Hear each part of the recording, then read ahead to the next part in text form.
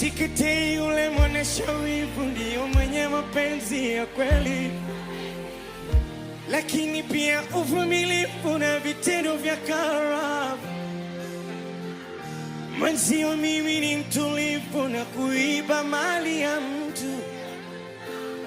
Ona dhambi lawama ulonipa mimi leo.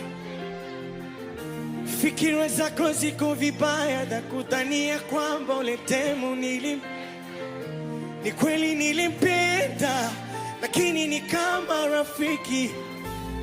Haya unafanya leo, ikifika kesho utajibu nini?